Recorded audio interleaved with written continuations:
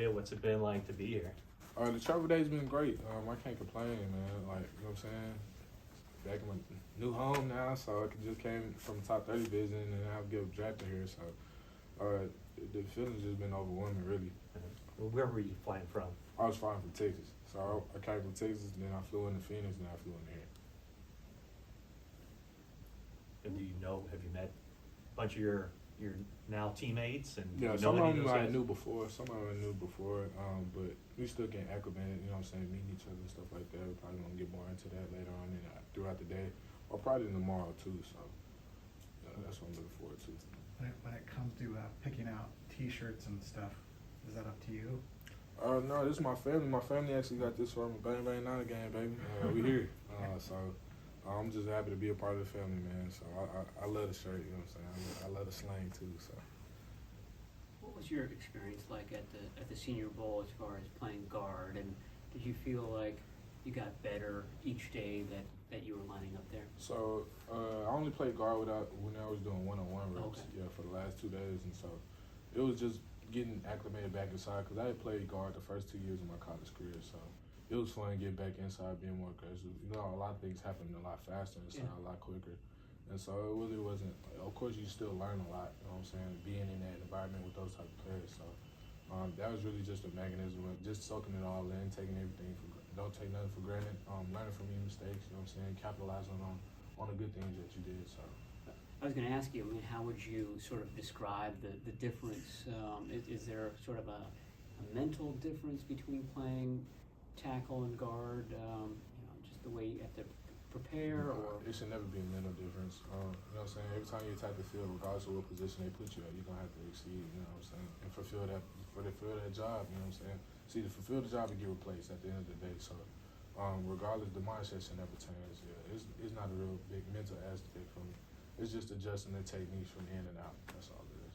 Did you play top golf at your top 30? I ain't gonna lie to you. I used to hate top golf. I couldn't stand golf. Like, that's one sport that I would never play.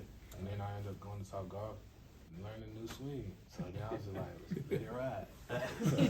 I was just out there swinging for the fences at that point. So found joy in that too. So.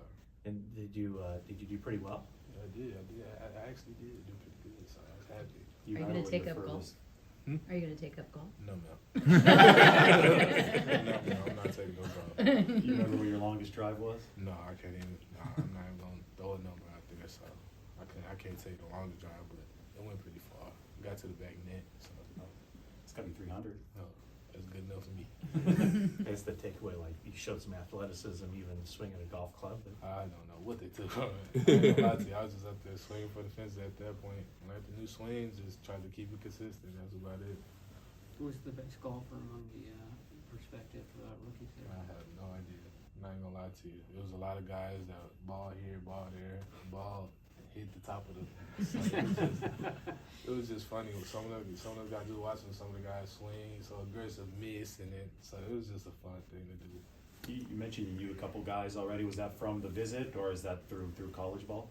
From some of them from college ball, some of them from the visit, some of them from training, some of them from the Senior Bowl. So it just varies throughout. So that's really how I build the connections with those guys. Go ahead.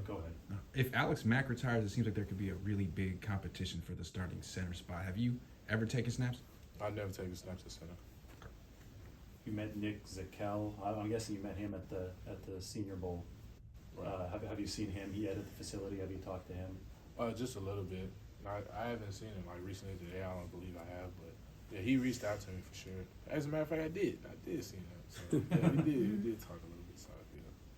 When guys come here, they often get asked just about like how they adapt to scheme and the system. When a lineman comes in, do they immediately put you on a different diet program and strength and conditioning? Each person has their own plan that they have set for each individual. You know what I'm saying? Not every player is the same. Not everybody has to follow the same plan. So it's really just finding that plan that they have for you and executing that to the best of your ability. As far as the scheme goes and stuff like that, that just comes with knowledge of the playbook. You know what I'm saying? Spending time. You know what I'm saying? Once you get the playbook, the amount of man hours that you got to put in.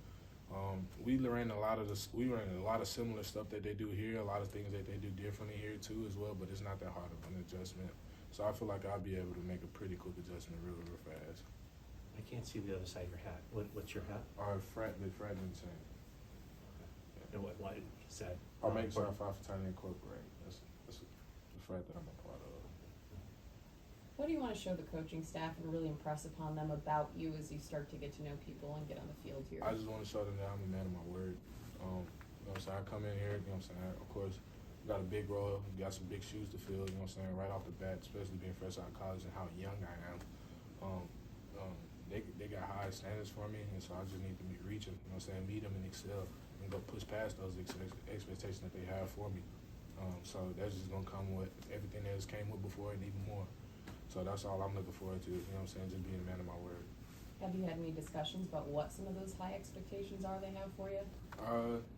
Some expectations are different. I don't want to dive too deep into it, of course, but just know they set pretty high. Bar set pretty high, so I just got to, you know what I'm saying, come in here and grind it out.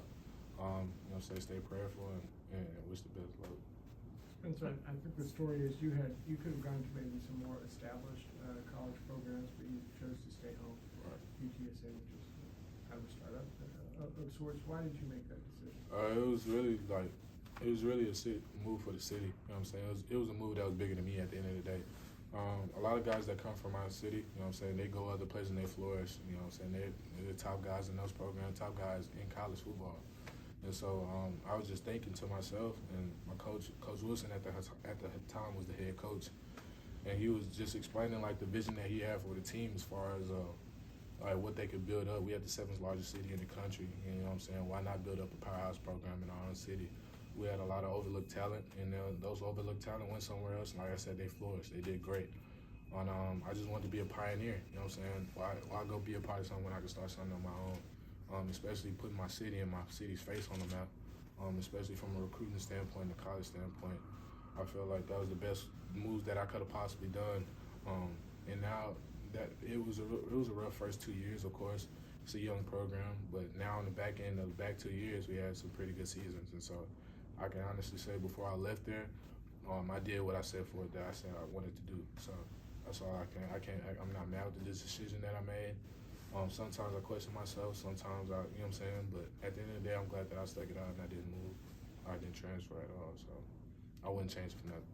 I think a year ago, did you get any NIL offers to go somewhere else? Yeah, no, I had a few NIL offers, but as far as like, I didn't want to dive in too deep to that. I didn't want to keep making business decisions rather than playing football at the end of the day. So, you know what I'm saying, that's what I came to college to do, is play football. My dream is to play football. The NIL and all that, that'll come. You know what I'm saying? That'll come along. If you're doing the right things, they'll find you if they want you. You know what I'm saying? The offer's always going to be there. You know what I'm saying? So I was just more focused on playing football. How did the college and the city celebrate you getting drafted? Sir? How did the college and the city celebrate you getting drafted? Man, everybody was on board. I was just getting texts here and there. I'm still replying back to some people right now. The whole city was on board and the whole city was behind me. So shout out to 210, shout out to San Antonio, Texas. Like I said, they were overwhelmed with joy, you know what I'm saying? I'm just glad to see that I had that type of support staff behind me, this type of support system coming behind me. Because they've been there through thick and thin, you know what I'm saying? Even when, you know what I'm saying, I wasn't on top of the world, you know, so I'm not even on top of the world right now, you know what I'm saying? I'm a nobody, but I'm a somebody at the same time, so that's how I look at it. Were you a big Spurs fan growing up? I was. It's kind of rough right now, but but we gonna get it together. But yeah, I was a Spurs fan growing up. That's when the Spurs was really in their prime, I should say. We had, I mean, you can look at the team. You got Hall of Fame teams that came from there. So the guys that are on the team. So I was a pretty big Spurs fan, I should say, when I was growing up. The team around here lost by 39 last night, so No, it's all good, man. It comes down to, you know what I'm saying, getting another opportunity to play again. So make the best of it. What is the meaning of all the bracelets? What is the meaning of all the bracelets? Each one of the bracelets represents something else. As far as representation-wise, just pushing it out there. Special spectators, that you can look that up. It's just kids, like, you know what I'm saying, with special disorders, stuff like that, and athletes going to interact with the special needs people. Mm-hmm. Set the expectation. That's Brenda Tracy and her involvement, especially with, you know what I'm saying, Title IX and stuff like that, and all that has to do. And this one says, don't wish for it, work for it. I mean, that kind of, you know what I'm saying, explains itself. Mm-hmm. National Student Athlete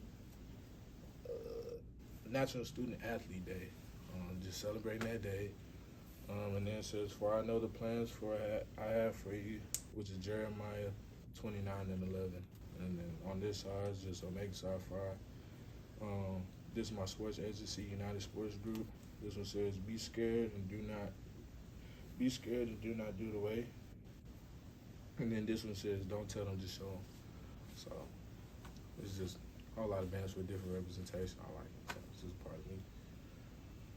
You said you're nobody going to be a somebody. I'm a nobody, but I'm a somebody at the same time. Like, you know what I'm saying? I'm not bigger than anybody that's in this room. You know what I'm saying? I'm a genuine person. You know what I'm saying? I like genuine love too. So I just feel like being the best version of yourself and just being genuine with people. You know what I'm saying? You ain't got to treat people ugly because now you're on a different platform. So that's when I say I'm a nobody, but I'm a somebody at the same time. Like, I got to carry myself a certain way, but at the same time, I don't have to treat somebody, you know what I'm saying, or belittle anybody.